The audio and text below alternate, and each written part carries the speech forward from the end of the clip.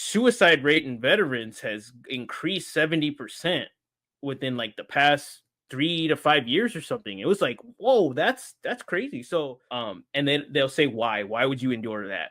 Why? And because of the learnings, that was a perfect opportunity to dip out of the race. Like, and people probably would have understood, like, hey, you lost your shoes. Yeah. The track is crazy. I had that conversation with you, and I started reading blue collar leadership books, and applying all that stuff. And then I started doing much more. And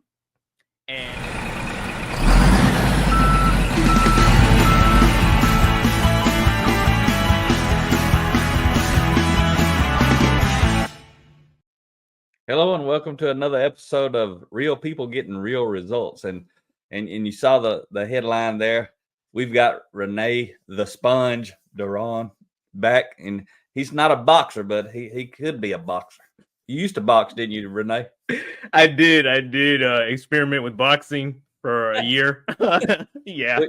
You missed the name though. It should have been the Sponge. Like, you can take a punch, you soak it up like it ain't even there. That's funny. That's a funny story. Because there was a time where I was boxing at the San Fernando gym down the street from my house. And I was first year boxer, and I got in pretty good shape before I stepped foot in the gym.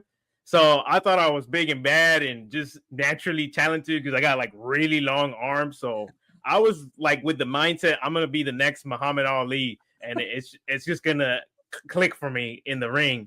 Well, I guess like the coaches picked up on that vibe that I was giving, and they put me with this guy, and he was much shorter than me. He was like a Mexican boxer from Mexico. Yeah. And he had the accolades like Golden Gloves championships and stuff like that in Mexico. And in the ring, we were boxing, and he didn't drop me, but it wasn't pretty. Like, he definitely pieced me up pretty good. And at the end of it, that's he did tell me, he's like, man, I was trying to drop you. I couldn't drop you. And so yeah, it would have been a fitting name as the Sponge. Rene the Sponge Duron.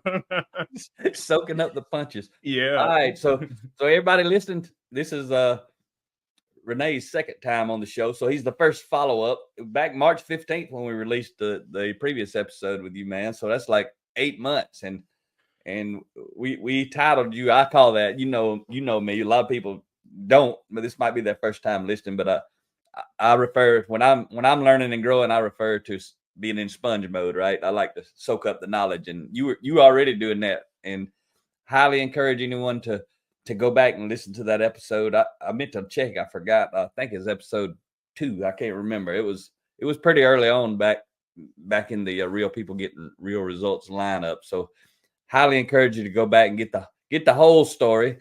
But we got Rene back, and a lot's been going on, Rene. I don't even know what all to talk about, but there's been a lot. So I'm gonna let you lead off. I mean, we left off with you back in March. What all's been going on since March? Man, it feels like it's been longer, but I can't. It blows me away that it's only been 8 months. That because a lot has happened in 8 months. So, well, first I just want to say that I really, I thank you for letting me be here on your show. I really love what you're doing, like especially the title, Real People Getting Real Results, because I think that's so important. It's super important, especially for me, because social media is really good about showing the end result. And I think what's missing is the real people getting real results. We see the superheroes, celebrities, and larger than life folks, but we don't get to see their process. We don't get to see that training montage on the way. And I feel like that's what we're doing right now. So I love that. I really think that's awesome. Yeah. So, you shared it before, the struggles you went through early on. That's what the other video is about with you. And that's why I encourage people to go back, get the whole story, because you're missing a foundation and the part that makes what we're about to talk about really more powerful, right? Understanding the foundation of where you come from. So if you want to just give a little snapshot, like 5 or 10 minutes, maybe, or not even 10, maybe 5, just of your struggle, where you come from, in case somebody, this is the first time they've seen you, and in case they don't go back and watch the other one, just a little bit of foundation stuff. Yeah, absolutely. So slow snapshot is back, geez, I want to say maybe 10 years ago, 10, 12 years ago. I was struggling with like major depression, and it got so bad that I was suicidal, and I attempted suicide twice. And thank God that it wasn't successful either way. Here, that's how come I'm here before you, right? Yeah. And I just, it was a mindset issue for me. It was a mindset issue that I felt like I didn't hold any of the cards. Everything was just happening to me. Um, I wasn't investing in myself, in my health, my mental health, education, in any kind of way, any kind of meaningful way. And I had a mistaken mindset where I thought that, everybody else was doing their thing and living their life and going down a straight linear path. And that was for them. It wasn't possible for me. That was my mindset. And over the years of developing wisdom, sponging up that wisdom, I've had a series of events in my life where it just kind of clicked for me. But it wouldn't have clicked for me had I not been making the moves to get myself in those situations. Um, and the whole to wrap it up, it all was about mindset. It was always in my court. It was always me. It was never anything outside that was going to come save me. It was what I chose to do with what was happening to me. So that, yeah, and here we are now. I'm married. I've been happily married for 8 years now. I have three beautiful children. I've been saved by Jesus Christ. I live with joy. I just have overflowing joy now, and it wasn't from medication or fancy expensive therapy or anything. It's just by understanding and soaking up the wisdom that's out there. There's so much wisdom out there should you seek it, and apply it. It's so now seek wisdom, but also applying it is what got me here. I believe. Yeah, that's outstanding. So go back and check out that first episode with Rene. He digs deep. You go into the rough stuff, right? You give a play by play of Oh yeah. one of those potential attempted suicide attempts. So Mhm. anybody might be struggling with that, you need to go check out that and let Rene motivate and inspire you. So I don't know where you want to start. All I know is last time we talked, it was kind of, you had shared with me you were looking for a promotion. I don't know if you've had how many promotions or one promotion or how things are going, but I know you're not doing what you were doing before. And for anybody listening, Rene's out in San Antonio, Texas, and his email pops up every now and then. You can reach out to Rene. He's an awesome guy. He wants to help people. He loves to connect and network with folks. So if anything he says to this episode or the other one resonates, be sure to reach out. And you're just looking good, Rene. That's all I can tell you. You look like you done sharpened up a little bit since I saw you.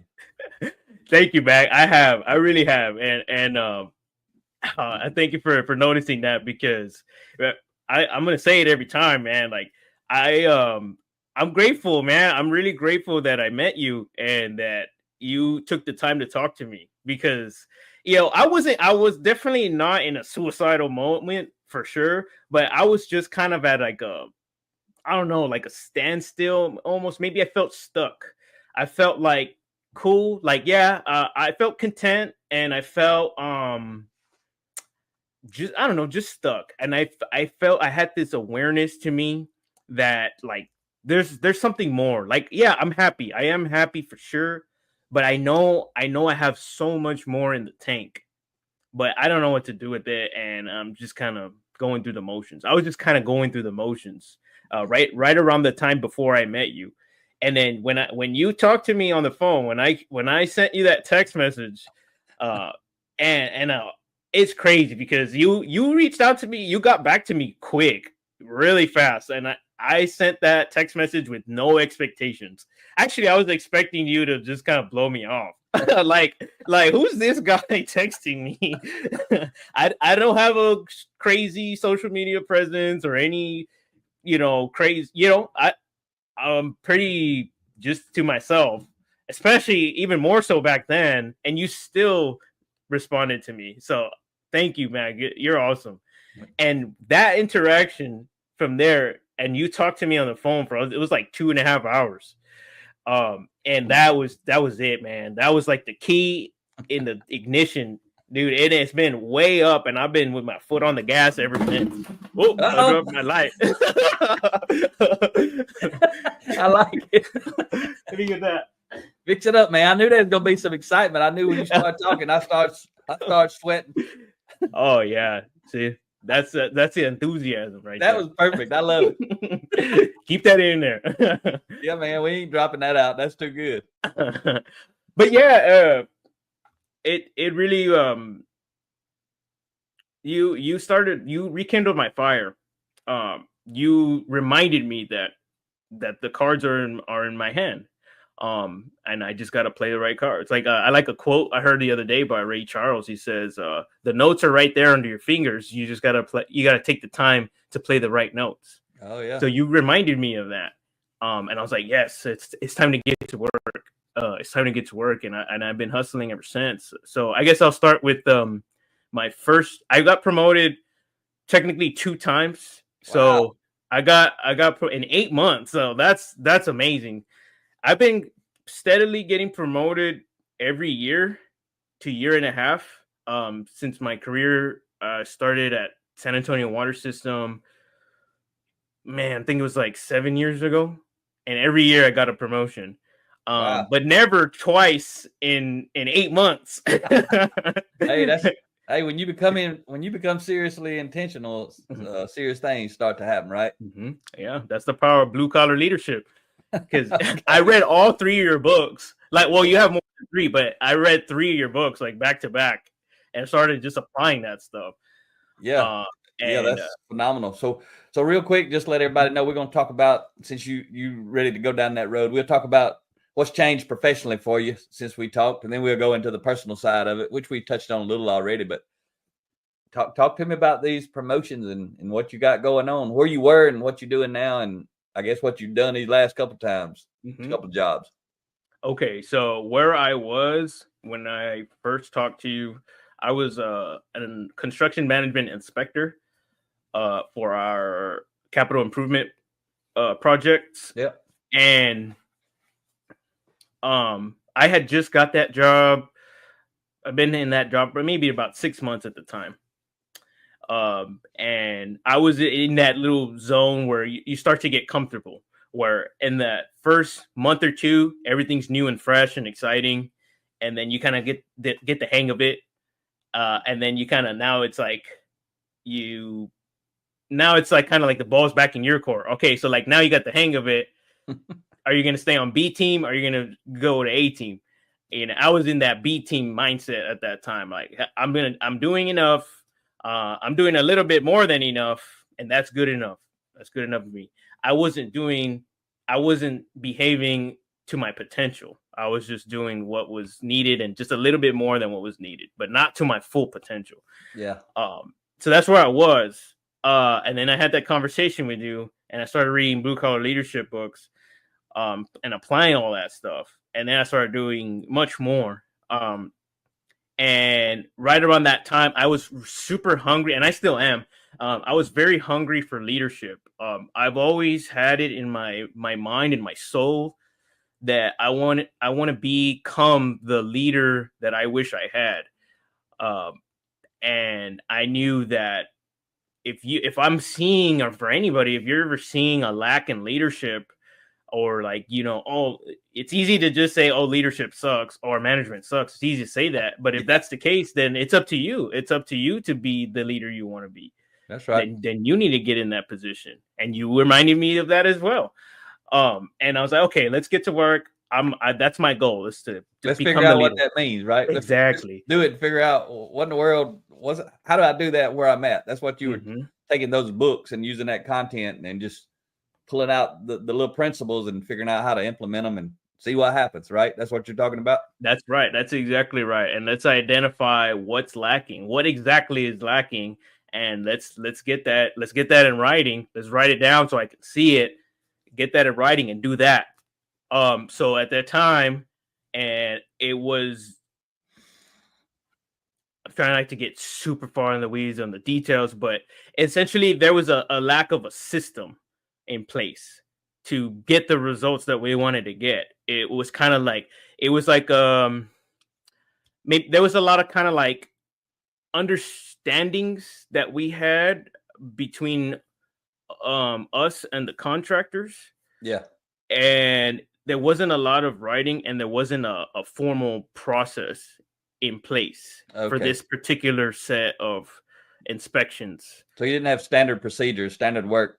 And exactly. I mean, everybody kind of knew, but they probably did some things different, and some things needed to be exactly the same type of stuff. So you didn't have like a formal procedure in place.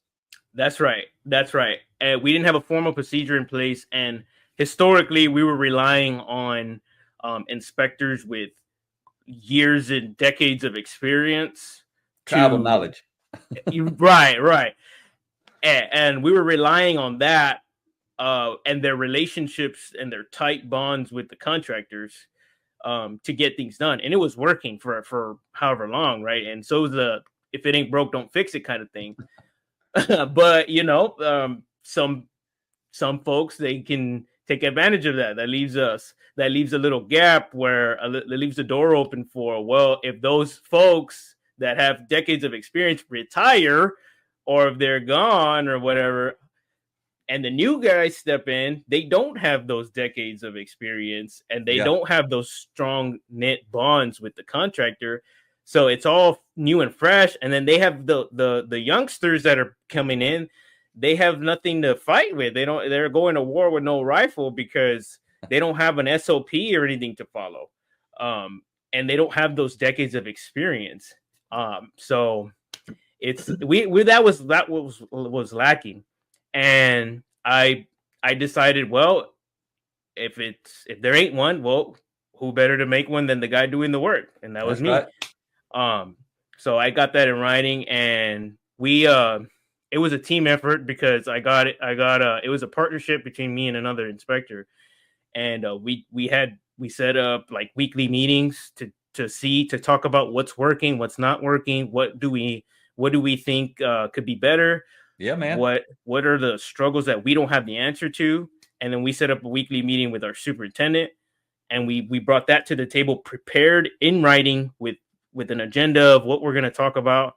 And then he was able to answer our questions. And we found that all three of us, our superintendent and the inspectors, were like, whoa, like that was happening, or like, why are y'all doing that? Or wow, you're doing that and that works. Cool. Keep doing that. There was a lot of discovery when all parties came to the table. Yep. And then that expanded to our manager, and that expanded to the contractor, and we got you. And then we ended up expanding to the other, because this was kind of like a joint bid type of project where it's like the San Antonio water system and then City of San Antonio. Yep. And then we expanded to them, where we brought them to the table. And then we really got solid on what the process is going to be like, and what are we agreeing. We just got clear about our expectations. What were they expecting of us from Saul's inspections, and what we're expecting from them, from the contractors and the City of San Antonio. And it was like a big happy family. Absolutely. For about a whole year after that. Yeah. And then super good, man. That's really some lean components, what you did, from my background in lean. That's what you did. You slowed down to go fast, right? And absolutely. And you implemented what we call in lean standard work. And when you implement that standard work, and there's not any, exactly what you just said is what happens. People, now we have to start communicating, and you just started it out. You said, this is what I see. And then you started talking, well, I see it like this, or I don't do that, I do this. And then you talk and figure out what's the best way to do it. And then you started getting your clients involved and contractors, and what do they want? That's voice of the customer. Relative to lean, is we want to listen to, in a lean world, voice of the customer. That's what we want to do, what the customer wants us to do in the way that the best way that we can do what they want done, right? And so now you Mhm. start.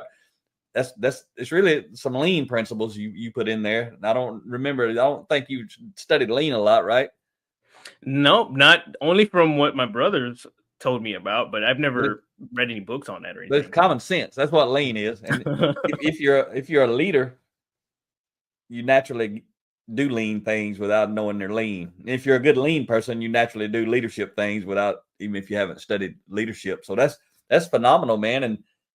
And so you just took charge to say, hey, I'm gonna do this. And it reminds me of the story. I know you remember reading it in my book where I took over that machine sale that was struggling, and I started a spreadsheet and I started documenting all the times and started chasing the bottlenecks, meaning trying to reduce the cycle times, and we doubled output. And my job got better. All 3 shifts jobs got better. Supervisor jobs got better. Engineering jobs got better and easier. That's what you did, right? Eliminated a lot of problems, eliminated a lot of frustration. Absolutely, absolutely. And I think what was super important is like you don't have to have all the answers when you start out for that. You discover the answers That's right. as you just find out and see in front of you and document what's actually happening. Then that's like when the answers start coming to you, like, oh wow, yeah, I had no idea. And then we start bringing people to the table, and then solutions start happening. That's where There the you go. magic happens. Maybe Yeah. what happens when somebody wants to lead, isn't it? Right. Yeah. Absolutely. And Yeah. I That's want really to I want cool. to I want to share real quick with anybody listening, Rene, because I tell people, if you won't lead without a position, you're not going to lead with a position. A lot of people want to wait till they get the position to lead, but if you're a leader, you understand it ain't got nothing to do with the position. You just start leading from wherever you are, and now you fully understand that, right? You bought into what I was selling, and you tried it, but see, now you know what I know.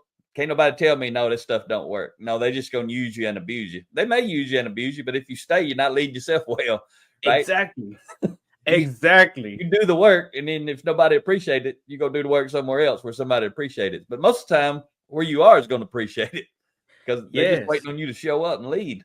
Hmm. I can't tell you. I've had countless conversations like that, man. Like where you're talking to people and you're explaining. Like I'm trying to tell them. I'm trying to share with them that the cards in our hands. Like we have so much more influence over our situations than Yeah, what they tell us, or like what's kind of common sense, I guess. But we have so much more influence than we think initially. And we can do something about this. And yes, it's going to require a little bit more time and effort, but it's going to pay out. The results are going to be double, or even more. Like that. I think I read it in Seven Habits. I finally finished reading Seven Habits, and it was okay, like that: 1+1 = 3 or more. that's right. Synergy. That synergy, there you go, is the Yep. synergy. With the synergy, we can double, triple, whatever, quadruple our results if we just put a little bit of time and effort into it, some And you TLC saw into that it. too. I mean, you saw. Hmm. You see you're really getting to a higher level because you're able to recall these principles. You're able to see them in action. You're able to go back and tie these principles to your stories, real life stories where you accomplished it. So what did all that? What happened after that? You guys got good. The process got better. Everybody got aligned. Now this is another reason standard work and formal processes are so important because now if somebody leaves and you bring somebody new in, now you got a training document. You can get them right up to speed. This is how we do things around here. Instead of everybody got to take their own notes and figure out their own way and hope they're doing it right. So there's a lot of win in there, right? That's habit 4, win-win. Everybody wins. Hmm. You did all the 7 habits right there. If you think about it, you was proactive. You begin with the end in mind. You put first things first. You just described all that. You went for Yeah. win-win. You did habit 5, seek first to understand, which was understand the process, understand the people. You just laid all that out a minute ago, and like you just said, you recapped with synergy, and that's what happens when you do all those first 5 habits. You get synergy, and then you said earlier, you still in sponge mode, you still growing. That's habit 7, sharpen the saw. Sharpen the saw. Yeah. You laid them all out right there. Dr. Covey slayed the dragon on that book. Oh yeah, that was such a good one. That was a really good book. I just finished it like last week. Yeah, So it's a big thick one, make your head hurt. oh Most people don't want to read that book. So I got all those same principles in my book. I just don't call them the 7 habits yeah. and lay it out the framework. But once you understand that framework, it's in every book that's got anything meaningful in it. It's everywhere. Mm-hmm. Oh yeah, yeah. That book is a tall glass of water for sure, for So sure. so that got you some opportunity, got you some visibility. Yes. So that's when the visibility came up, and I, there was a lot of focus on it was simple too. It was a shared Excel file workbook on our shared drive at our job, and it was just tracking. It was just tracking when the invoices were coming in, how long are we taking to send it back out, what's the current status of this job, who's the contractor, what's the address, are there any issues, a comment box, and that was it. And it was live where all of our folks can add to it as they inspect. So if there was ever an issue or anything like that, we can pick up right back where we left off, and we can see what's incoming, what's pending, what have we not made sight on. All those kind of factors and indicators that before were invisible to us. It was just kind of up to the inspector to like remember all that, or at least take it up to himself to document those things on his own. But now everybody can see it, and we were kind of siloed, I think, before, where person A was Inspector A was dealing with his fires and his things, and while Inspector B is on the other side of town. And if Inspector A goes on a vacation for 2 months, and we don't know what Inspector A did or what he's done, where he's at, and we don't know any of that. It was kind of siloed like that, and with this shared file, that was an answer to that issue where we don't know where we're at. Now we know where we're at everywhere in the whole town at all times. Yeah, that's another lean deal, right? It's called visual workplace, right? That's a component. You made everything visual, and that's another thing with lean is try to make everything visual, as everything much as possible, that everybody can just instantly see what's going on and understand it. Make it simple. That sounds like what you did again, right? You starting to apply these leadership principles and lean principles, and this kind of results you get. Oh, that's fun. I never heard of that one. So, very cool. Very cool. So, but back to the visibility. So, yeah, so there was focus on that. Our director, I don't know how he found out about it, but our director got wind of that. And then that was when the conversation of a new job opportunity for a new position, that promotion, the construction specialist job. Okay, that director probably said, "Who did this?" That's probably what they said, even if they didn't say it out loud. They probably like, "Who did this? How did this happen? Why did this happen?" And I need to know what's going on.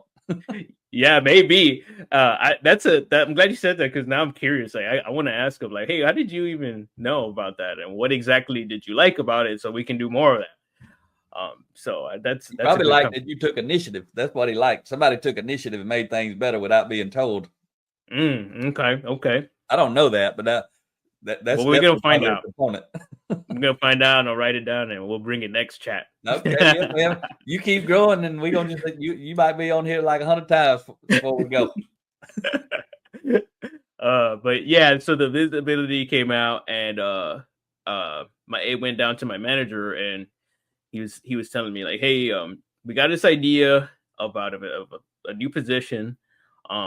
We need to figure it out with HR first. But in the meantime, we suggest that you go for the senior inspector job. And I was like, okay.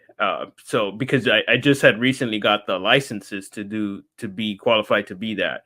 Yeah. I was like, okay, great. I'll do that. Well, right in that time frame, I had already applied for the foreman's position in our maintenance group.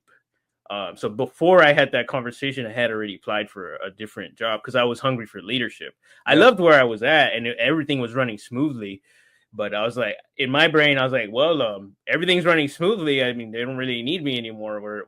We're good to go. Like I can leave in peace, and the next guy can fill in seamlessly. So I guess let's go take my services elsewhere. And I applied, and so that was on the back burner with the idea of the construction specialist job. It wasn't set in stone yet. And then I applied for the foreman's job, which also I just put the application. So kind of two things floating around at the same time. You trying to get two jobs? Like, you really serious? Well, it just so happened literally on the same day that I found out from my management that the construction specialist job was kind of official. Like we're really serious about this. You can do this. The foreman job called me for the interview. I was like, oh man, on the same day you got two jobs on the same days. Like, oh man, but that my leadership is awesome because they're like, hey, we suggest you interview. We don't want to rob you of your interview experience. We suggest you interview while you're making your decision. So that was awesome. That they that's great. That's good leadership. That is great lead. I really appreciated that, and it all worked out because in the end, I interviewed and I didn't get the job.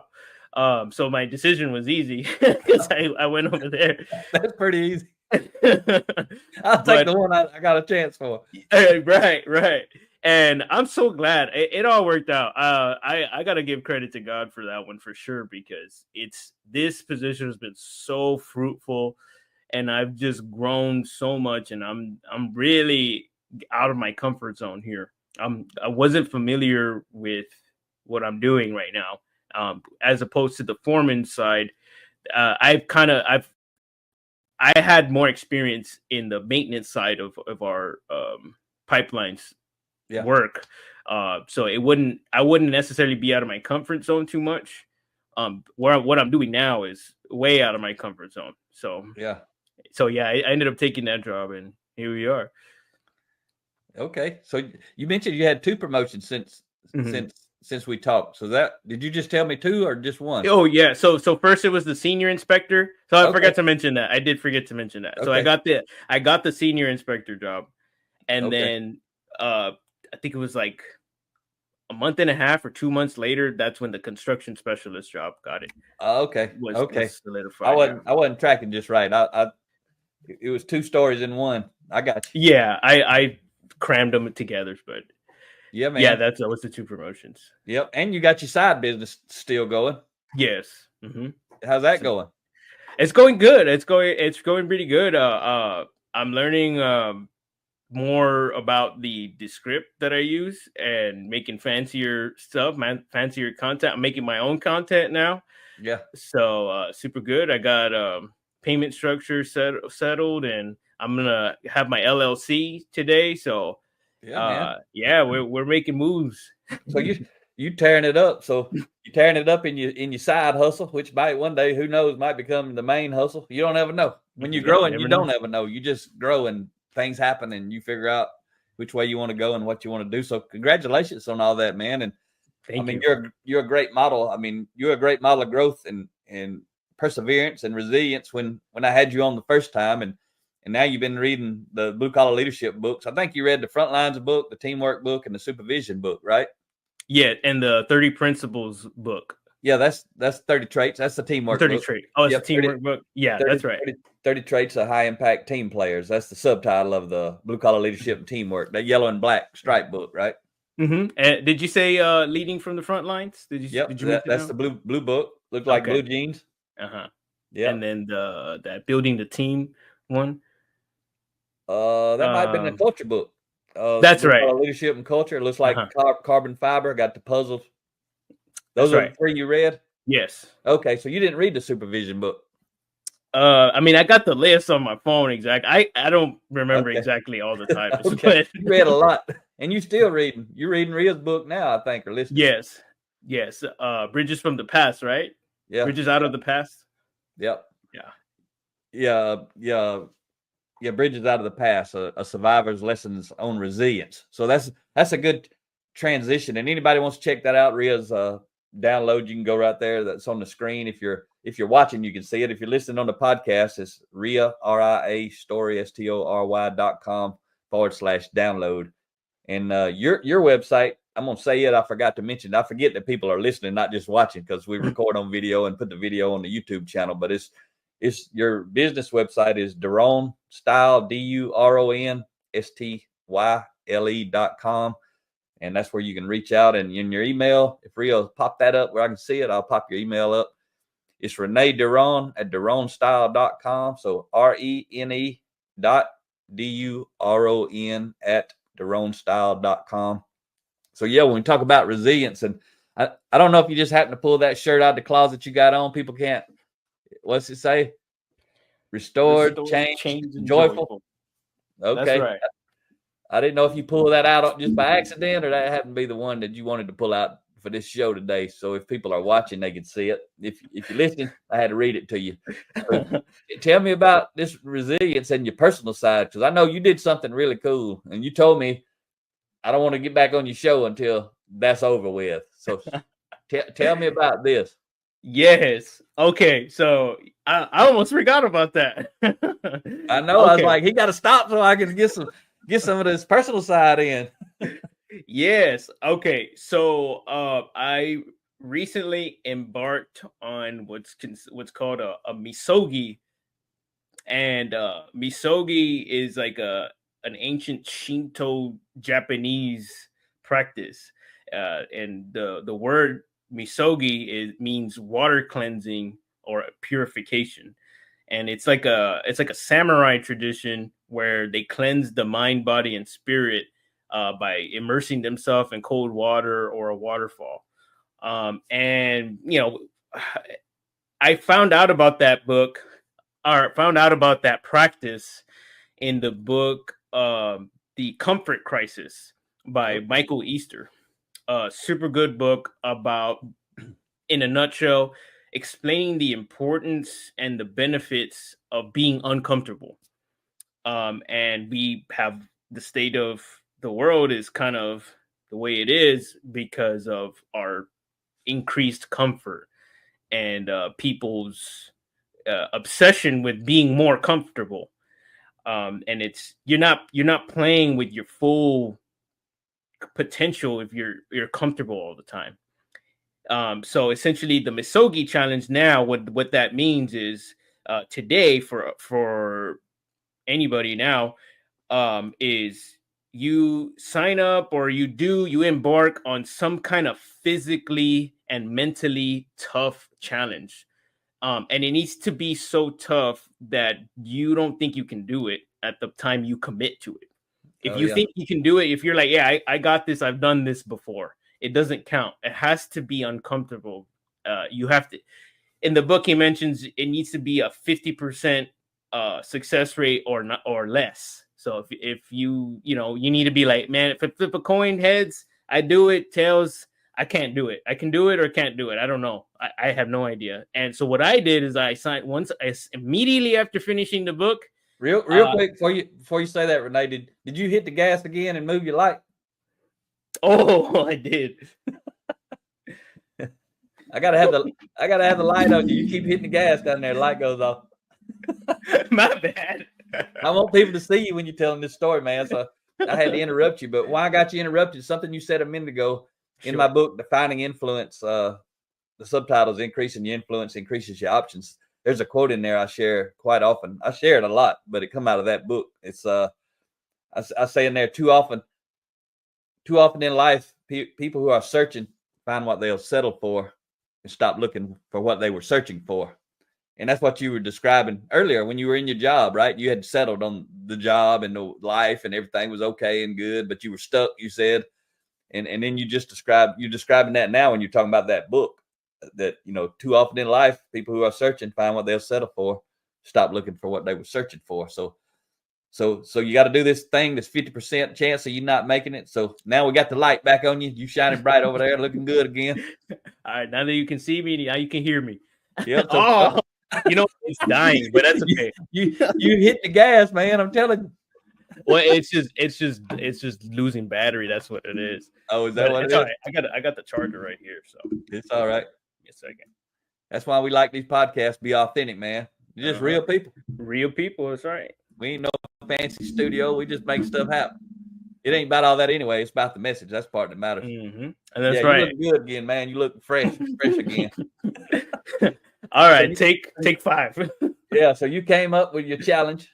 Yes. Okay. So I came up with the challenge. Actually, what I was gonna do. So I was like, Misogi, right? I need to do this. I want to commit to something really hard. What are we doing? And I was talking to Adam Hoots actually. He's been on your show. Yeah. And I was telling him about that, and I was like, I think I'm gonna sign up for a marathon because up until that point in my life, I've only ever run 10 miles. And that wasn't for like a 13K, or it wasn't for any kind of formal race. I just did it on my own just to see like what I got. And I got 10 miles. And I told him, I was like, I think I'll sign up for a marathon. And he told me, he's like, nah, that's too easy for you, dude. That's too easy. And he didn't mention to sign up for an ultra marathon, but he did tell me that that's too easy. I was like, okay, all right. Thank you for holding me accountable. Let me think on that. Let me chew on that some more. And then I ended up talking to my other buddy, Brad Coleman, and we were talking about that. And he's like, have you ever done a Spartan?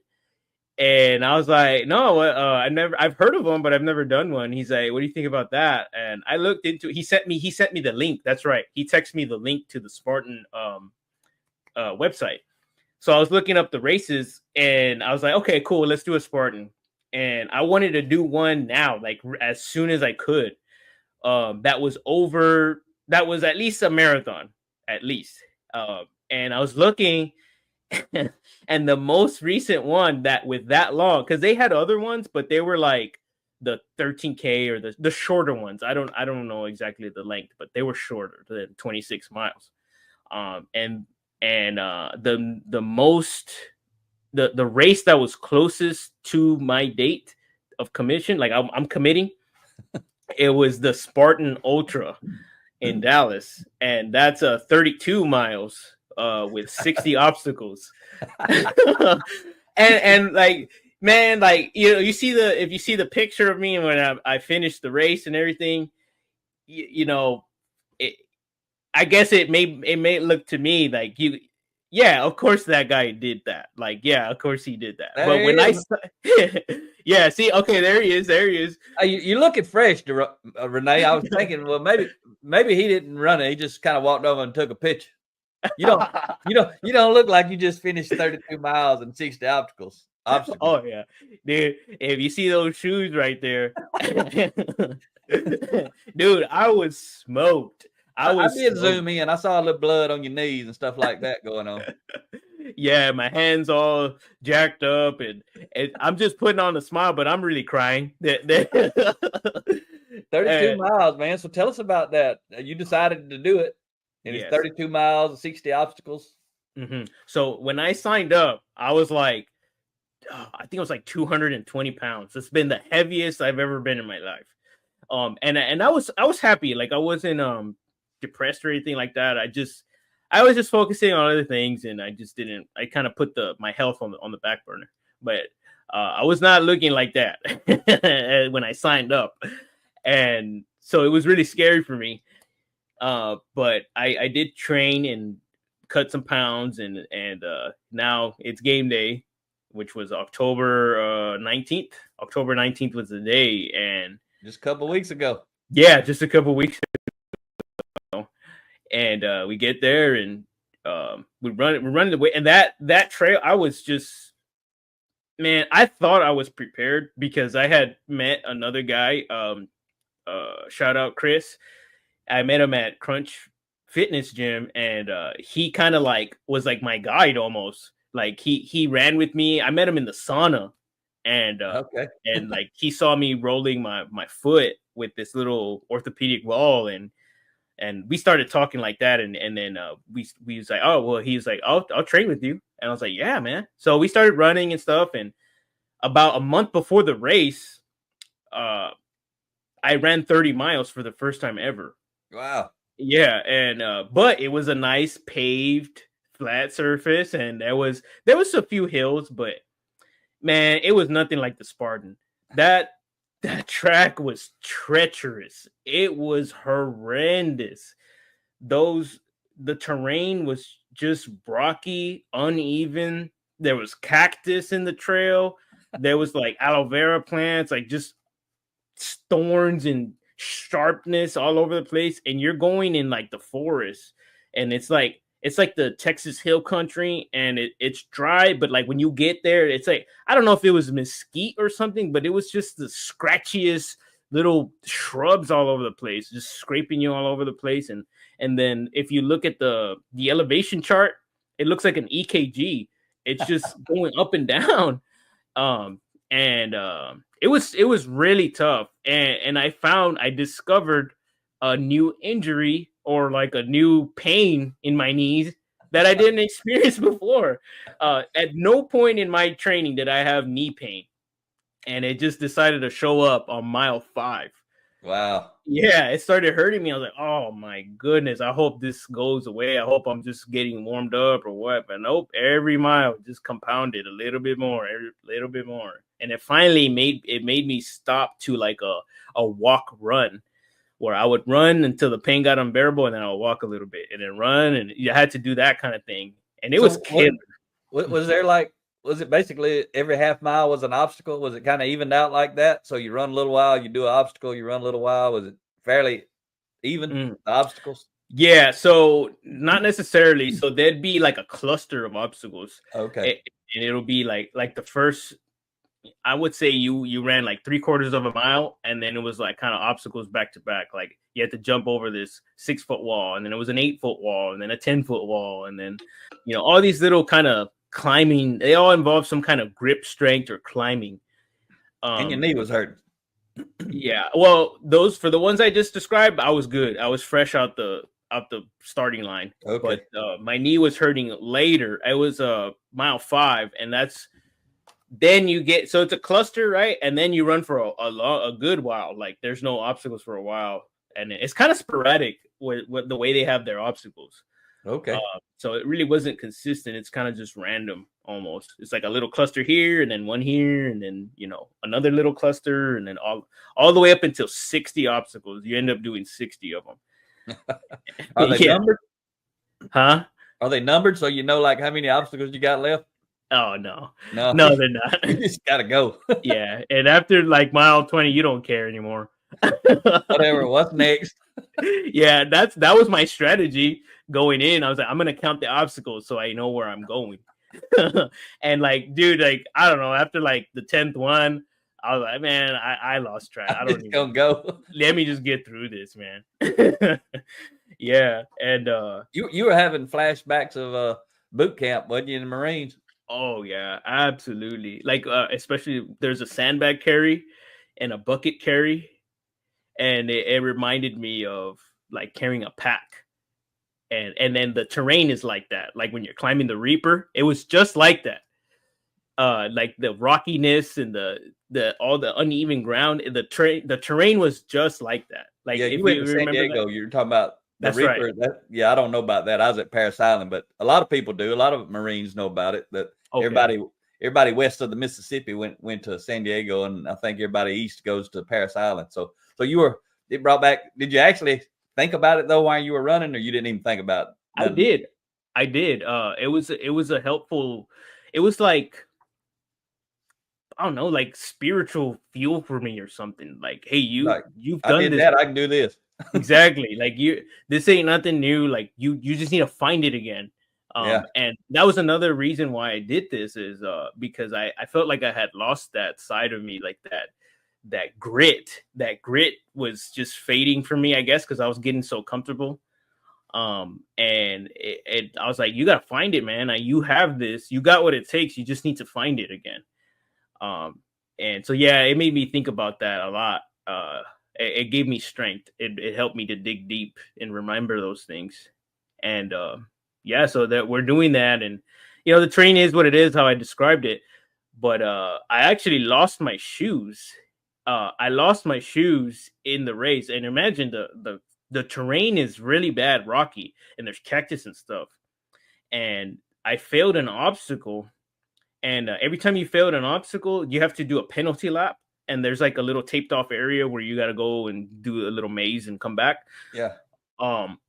And that particular obstacle that I failed, and the penalty lap involved this huge like mud pit. And I was like, man, all right, I gotta get it. So I'm going over there and I'm walking in and I'm walking and it's pretty deep. And then I take the next step and like my foot must have went in like a foot and a half, maybe 2 feet deep of mud. And I'm like, oh man. And this was the second lap. So okay, so another thing about that Spartan Ultra, it's 2 laps, 15-mile laps. So Okay. once you did the whole first 15 Then you miles, know what's coming after that. exactly, you know exactly what's coming. Yeah, and that made it much worse because I got stuck in. I did that. I nailed that obstacle the first time, but the second, I was so gassed already. I just couldn't do it, man. I didn't have the grip strength to hold on to that rope. Yeah. And I had to fail. And so I went over there. I'm stuck in the mud. It's mile 20, and I'm cramping. And like I know myself, I experienced this in the training leading up to this, that when I cramp in my quads and I go full cramp mode, you're toast. I'm toast. Like I'm gonna cramp and then I'm gonna be walking cramp, and it just kind of you're toast. So I was like, dude, I can't. I was struggling to get my foot out of the mud, and while I'm struggling in the mud, stuck, my quads are like it's doing that little like you're about to cramp, but you're not all full cramp mode. Yeah. I was doing that and I was like, man, and I ended up getting a good enough cramp where I fell, and I just kind of since both my feet are stuck now, I just fall on my butt. And my feet still are in the mud. I'm like, oh man. I was like, I can't get these out. And then another thing too, I wasn't exactly, running as fast as I could throughout this race. So there's cutoff time. So if you don't make it to the next obstacle at a certain time, you gotta go. So I don't know what hour it was, but it was pretty late, and I was like, man, I can't afford to stay here that long. I need to go. And I was like, I tried to dig out my shoes with my hands, and it was just too much. So me trying to avoid the cramp, I just took my feet out of the shoes so I don't have to struggle with my legs. And I tried to find it. I just couldn't find them, man. And I like, man, dude, I gotta go. So I took out my feet and I just started walking. And at that point, I was defeated. I was defeated in my head. I was like, there is no way I'm gonna finish this race with no shoes. There's no way. It's impossible, because I knew what was coming, and it was like a dried creek bed. Yeah. And it had like these slate rocks, and like it was like terracotta a material almost. So like it's sharp and it's crumbly, and I'm like, man, if I go, there's no point in going over there and tearing up my feet permanently, and then I can never try again. I'm not gonna do that. I'm out of here. So I just got out, and I was like, man, maybe I'll find somebody and tell them to call a volunteer to come rescue me or something. And I was feeling sorry for myself. I was depressed, and I was like, man, like I'm gonna have to tell everybody I backed out. It was miserable. But then I just kept walking. I just like, I'm just gonna walk. I don't know what. I don't have a plan. I don't see no way out of this. I'm just gonna keep walking. I don't know. And I'm walking, and then some guy comes up behind me, another racer, and he's like, "Hey, man, how are you? You all right?" And I was like, "No, I'm not all right. I'm not all right." And he's like, "Where's your shoes, bro?"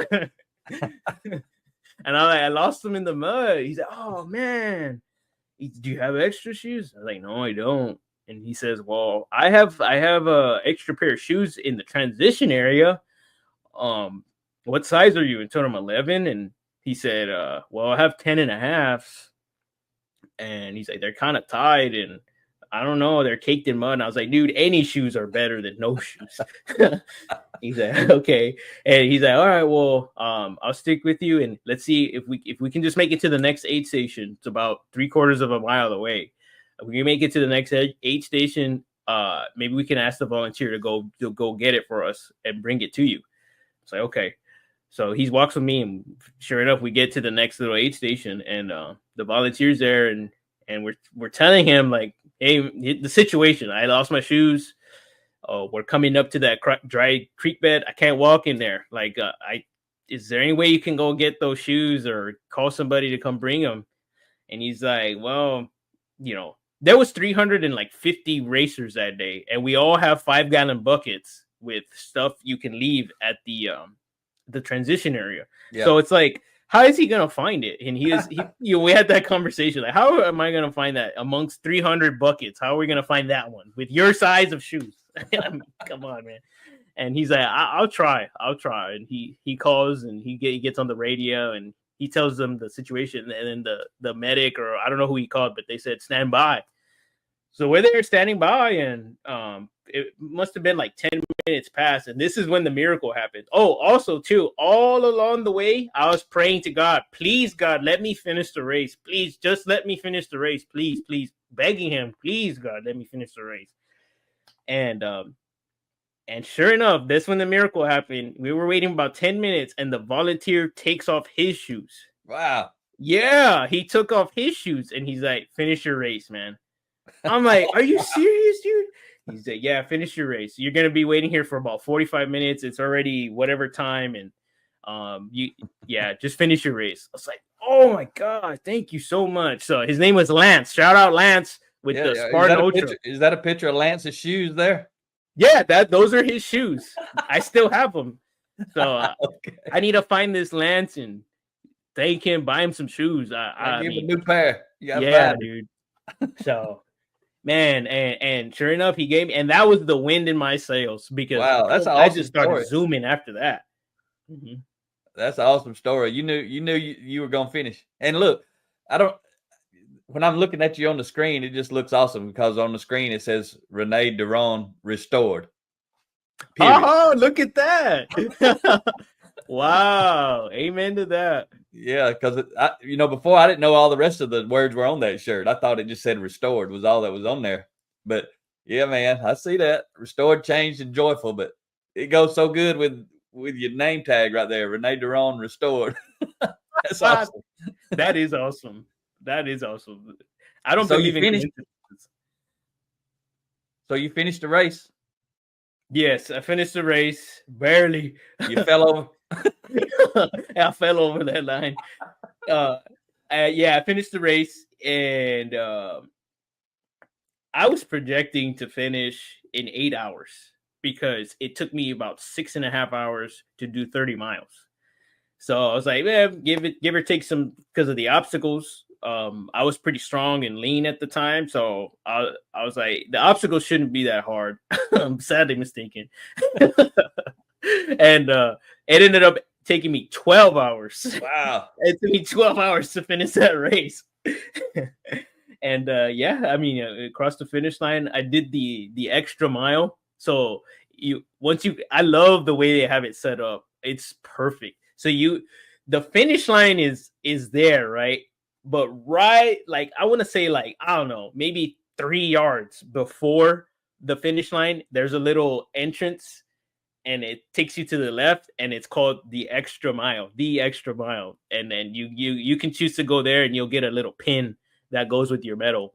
It says you went the extra mile. That you went the extra mile, and it's like a little taped off area, and you just, I don't know if it's a whole mile, but yeah, it feels like a mile. But that's what it's called, and that's what it's named, right? Yeah, that's what it's called. The extra and in mile. Your mind, when you're looking at it, you thinking it's a mile, whether it is or not, don't make any difference. Dude, 32 miles in, it's 10 miles. Might as well be 10 miles. And you did it. You're so small. And I did it. I got that. I had to get that pin. That's awesome, man. Yeah. Yeah, it was good. I learned a lot about myself there. Congratulations. And you accomplished the mission. Yes, I did. I started that race with the end in mind, and the end in mind was like, I'm going to finish this no matter what. And I did that. Just that. And you told me that way back when we did the other video. You said, because I said, I got to have you back, man. You said, I come back after I finish that Spartan. I got to do that. And that's why it's only been a couple of weeks. As soon as you finished it, you reached out. And I had it in my calendar to reach out to you because I knew when it was. And you reached out to me before I got to you. And this was the first chance we had to get on here. And I didn't talk to you on purpose because I wanted you to share it with me, like it's the first time, because it is the first time. I didn't even want to talk to you until we got on here. So, man, man, I'm proud of you professionally and personally, man. I mean, I can't get over the shirt right there. Rene Duron restored. It's what it says on the screen. So anybody listening on the podcast, I encourage you to get on the YouTube channel and look for this episode. It should be, I think, episode 32 with Rene, and go back and watch his other one, man. You got anything else to go along with either one of those stories, or just anything in general? We still got time. We can keep going if you got something that you wanted to say you hadn't said yet. It's okay. Yeah, I would say this, like, I want to share like the learnings I found over there, because a lot of times, like, I consistently hear this from people like who've asked me about my race. I put it on Facebook and LinkedIn, and I shared my learnings and my takeaways from it. But I don't necessarily go to people, hey, I finished a Spartan. Like, hey, I don't do that. If they ask me, I tell them, or I have it on my desk, the medal, and they'll ask me and I'll tell them. But consistently I hear like, oh, they'll say, F that, that's too many miles, or no way, I can't do that. They just count themselves out right away. And then they'll say, why would you endure that? Why? And because of the learnings, like that, in that, like the Marine Corps saying, embrace the suck, right? In the suck is where the growth is. I feel like at that Spartan, in that mile 20, where I was at the lowest of the low and I lost my shoes and I didn't see any hope, but I still chose to keep on going a little bit. That taught me that, like, if you just persevere through the valleys, the miracles can happen. Like, that's where the miracle is. You just got to keep on going. And that's like a perfect, beautiful summary of my life, where I've been in these valleys, and the valleys are all self-imposed. It was the valley that I created in my mind. I believe that we ought not to compare pain to others, but I mean, let's get real. There, people have much worse situations, but the pain you experience is still real. But that being said, it's like what you do with that pain, and like, it's, this too shall pass. And it was a perfect, beautiful, like, reminder almost. I feel like this was like God giving me a reminder of, like, I'm with you. You just got to keep on going. You just got to keep on going. And like, that's where that miracle happened. I that was a perfect opportunity to dip out of the race. Like, and people probably would have understood, like, hey, you lost your shoes. Yeah. The track is crazy. Yeah. You'll get it next time. But no, it's God said, you're not done. You're not finished. Here's some shoes. So yeah, I think that right there is, enduring these things. It's not because we're crazy or people that do this stuff. At least I'll speak for myself. I think I do this stuff not to flex or to, I want to be cool or brag. It's not about that. I'm learning about myself through these challenges. I'm reminding myself who I am and what I'm capable of. And I would encourage others to try similar. It don't have to be a Spartan, but just push yourself and get uncomfortable, and you'll discover newfound powers and abilities that you have too. So yeah, that's what I want. That's outstanding, man. So what's next? What's next for you, personally or professionally? What's on your radar? What kind of ambition you got going? So I would say personally, I started posting on TikTok. I'm making my own content now, and I just want to breathe wisdom out into the world that I think was super pivotal for me. That helped me get through a lot of hard times. That gave me a new perspective and reminders that your growth doesn't have to be linear. Where this is step 8, 1, 2, 3. It's not always like that. Sometimes it's step 1, 2, 3, 4, and then you go back to step 0, -10, and it's not linear. I want to breathe out some wisdom like that to remind people of the learnings, share with people the learnings that I've had that help me get out of funks and help me get ahead, help me stay on course. Yeah. Things like that. So that's personal. I've been putting out content on TikTok. Professional. Let me just say real quick, I mentioned to you, I don't know if you'll do it. And I ain't trying to tell you to do it, but you got a TEDx story in there. You can do that. And if you haven't ever watched it, go back to that Frontlines book, the Blue Collar Leadership Leading from the Front Lines. Look at chapter 2 where I talk about I believe in you, and go look up that TEDx talk by that Joshua Encarnacion that I talk about in there. He just had an experience where somebody believed in him, and he shared. He did a TEDx talk, and it ain't the same as yours or whatever, but just his talk may inspire you that, hey, I got my own story to tell, and it's powerful. And now you created all these new chapters. I mean, you take all that and put it into a TED talk, your whole story, and turn it into something pretty powerful, man. That'd be quite a platform for you to have, and it'd be pretty wicked.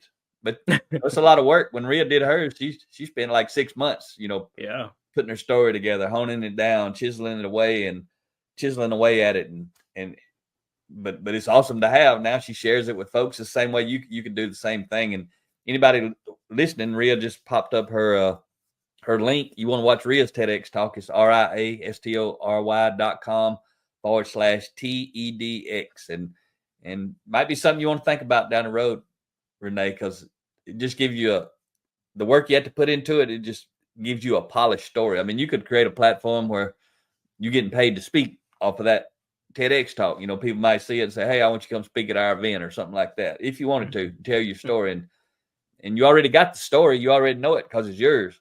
You just have to polish it up. Anyway, let's move on to the professional future for you. Yeah. Well, I'm flattered that you think I got what it takes to do a TEDx. I know you do. Ain't no thinking. That's awesome. It ain't no thinking. I know. Rhea knows too. Yeah. Thank you, Mack. The person who got to know is Rene. That's right. Yeah, that's true. That's true. Yeah, I need to write that down. The person that needs to know is you. Yeah, we try to loan you our belief in you. That's awesome. You got a gift of making people believe in themselves, for real. Like, thank you for doing what you do. Okay, well, I believe in people, and I tell them a lot of times. Unfortunately, for a lot of people, I believe in them far more than they believe in themselves, and that's why I tell them, you got to believe in you. I can loan you my belief, but until you believe in you, none of it matters. But sometimes we have to loan people, that belief. That's awesome. I like that. The loaning their belief. That's cool. That's a cool concept. Yeah, and put a 10 on people's head. I put a 10 on everybody's head. Can't nobody take it off but that person. And a lot of them do take it off. I mean, I didn't put a 10 on their head and they yank it right off. I said, no, man, I'm a 2. I said, okay, I can't do nothing about that. I've been guilty of that. Yeah, I don't start seeing them as a 2, though. I see them as a 10 and try to loan them belief and lift them up. And anyway, I appreciate that. Yeah, that's cool. What you got professionally on the horizon? Yeah, professionally. I think I need to become a master of my craft and in my new position. So the competency side. That's right. I need to do some competency work because like I said, I'm immersed in. So what I'm working on, what I do 2 things. I do the administrative side of the developer inspections process, I guess, like reviewing documents, reviewing post-seat closed caption TV footage, and just making sure all the documents are there, that everything we see in that video is good, documenting what's wrong, that kind of thing, assigning work to inspectors, just kind of like administrative stuff like that on the administrative side behind the scene of the superstars doing the work of the inspectors. And then the other thing I do is in a nutshell, like data analytics for our engineering construction group, inspections group. So I'm tracking like KPIs, tracking turnaround time, workflow durations, project progress, percentage completed, and that kind of stuff. Just kind of trying to make the big picture at a high level of what's going on our construction progress.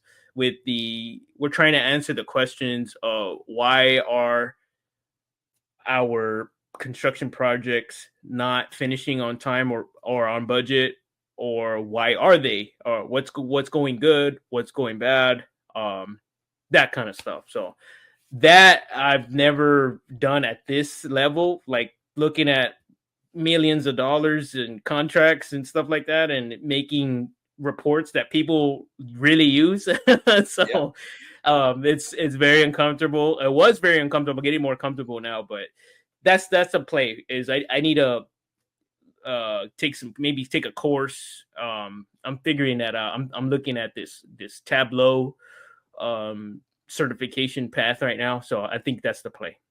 Okay. That's good stuff, man. Mhm. And you're still reading and diving into content, different types of leadership. You always got to be doing that, right? Absolutely. I wrote down a quote from Stephen Covey, and I have it on my whiteboard in my office, and I see it every day. And it says, "You're never too busy to stop and get some gas." And that that means a lot to me, because, like, for example, like you said, are you still reading? Yes, that's gas, that's fuel. Yes. You can't be too busy to keep on growing and learning and absorbing wisdom. You need to make time for that. Yeah. Slow down to go fast, right? That's right. Slow That's down to that's a go lean fast. principle, but it's also a leadership principle. It's the same thing that it's in his quote. That principle is in that quote. Slow down to go fast and going slow to go fast. So that's phenomenal, man. And can you share? Have you? I don't know where you're at in Ria's book. Can you just share what that book means to you so far? Because I recommended you Yes. to read that. I didn't know why really, but it's about resilience. I knew that, and you had Mhm. your story about your Spartan Mhm. Ultra. There's a lot of resilience in that story as well. Absolutely. So I'm listening to the audiobook, and I'm at like the last 45 minutes or so. And what that book means to me is what the context of when you shared it with me is you were planting the seed about me doing a TED talk. Oh yeah, yeah. And I Yeah. said, watch her TED talk, read the book, and you'll see how she did it, or either read the book and watch the TED talk. I forget which way I said, but yeah, so you can see how your story could be a TED talk. So I've seen the TED talk, and then now I'm reading the book, which even gives more context to the TED talk, which is amazing. And my key takeaway for me, what's applicable to me with Ria's story, and as with it in relation to the TED talk, is like I've too had a lot of shame um with my struggle with suicide and depression. I had a lot of shame, and Ria was sharing that too. It's like she had shame with her trials, that she had a lot of shame, and she didn't share it for so long because of the shame she felt. But she's talking about throughout the book about how she overcome it, and all the learnings she had, and how she was able to let it go, and then share it because people need to hear it, and it'll help people. And in a nutshell, that's how it applies to me. Is like, I've told myself the lie. It's a lie that your story's not that deep. Like, nobody's gonna care about that. But that's irrelevant, because there is absolutely a lot of people that struggle with suicide.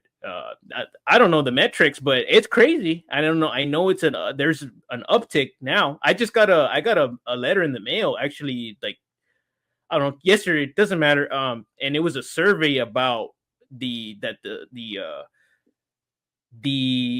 suicide rate in veterans has increased 70% within like the past 3 to 5 years or something. It was like, whoa, that's crazy. So Wow. yeah, people, the need is there to share stories about overcoming suicide. Um, but I wouldn't have even considered that, because I had just so much shame when talking about it. And Ria helped me to understand that you need to say it. You got something that people can benefit from, and I need to get out of my own head and just talk about it some more.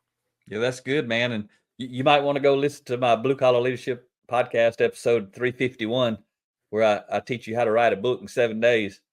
How I Yes. write my books. Like all those books you've been reading, I wrote them all in 7 days from beginning to end. And because you could write a book about your story, and the way you read my book, so you see how the Hmm. format is simple. 30 chapters, 3 pages each.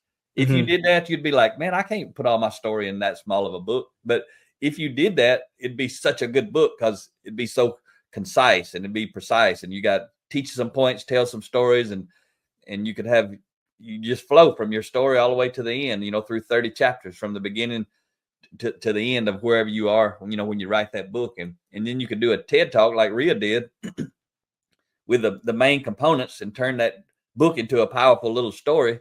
And then you got a TED talk to promote your book, and your book promotes your TED talk, and both of them promote you speaking or something like that, or coaching. I mean, all kind of things you can do. You're a go-getter, you're an entrepreneur. You can do all these things while you're, doing your regular job, and you have your side hustle, but it becomes a revenue stream for you too, and you're helping people. Mm-hmm. I mean, it's both, and just something for you to think about, man. Mm-hmm. You got the story. I mean, you right now in this moment, you write that book, and it'd be phenomenal. And you could go back and listen to both of these videos to pull out some nuggets as well. Yeah, absolutely. I mean, these two videos are almost, you could take these two videos and turn them into the book and into the TEDx talk, pulling out your stuff. You already got it. You got your content there. You be good to go. I'm about to press the gas again and knock over that light. And then I'm getting fired up. Then we're going to get you for follow-up number 3. Yeah, absolutely. Well, all right. Anything else, awesome. Rene? No, that's it. I left it all on the table. Okay. I still love the screen there. Rene Duron restored.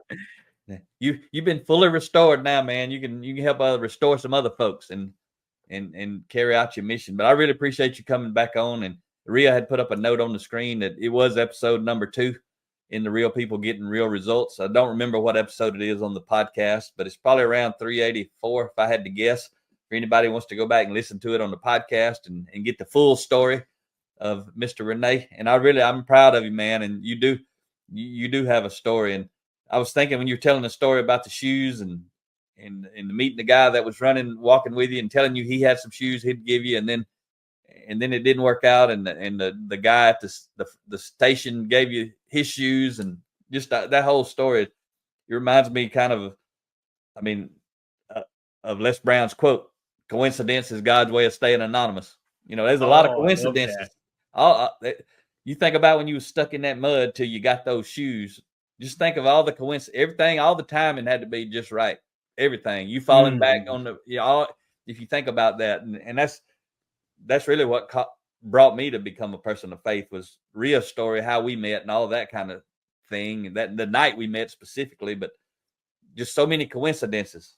And later on, I started reflecting on that. I was like, all that was God making all of that happen. There were too many coincidences for all that to line up. Her life and my life, everything, and that was like, once we connected, that was like all of that stuff finally happened. I could just see God like, come on, man, go talk to the girl. And then she went out and talked to somebody else, and I'm like, I ain't talking to her no more. And then it's like he just kept making sure that we met. And coincidence is God's way of staying anonymous. Amen to that. Look at that. And even with the little title, Rene Duron Restored. What is that about? That's awesome. I love that quote. I got to write that down. That's good. Hey, that might be the title of your book. Oh, yeah. I love your podcast or something, I don't know. But there you go. That's good. That is good. I'm writing it down right now, right this second. That's so good. Yeah, that could be your title. Then you have a subtitle. Got me fired up, man. That's some more of them coincidences happening right here in real time for anybody who's watching and listening. All right, sir. We're gonna wrap it up, Rene. I really appreciate you helping me help other people, and I believe that's going to happen. I don't know what part of all that's going to happen, but I believe you'll be back for follow-up number 3, and I'm looking forward to it. Whenever you get ready, you got some more things. Hopefully it'll be either a book or a video like TEDx talk or something like that. Because it's too easy. It's too easy for you to do. After the Spartan Ultra, writing a book, that's really, really easy part. And then doing a TED talk might be another different kind of challenge, but you up for the challenge, man. So I'm going to wrap it up here. Thanks again for being on the Real People Getting Real Results show, Rene. Thank you for having me, Mac. I'm excited. It never fails when I talk to you. I'm all fired up. Well, you need to talk to me more. Keep reaching out, man. Call me. You probably don't call me, because I'm gonna give you something to do when I give you ideas. Yeah. All right, folks. All right. Thank you for listening. Thank you for watching. Talk to you next time.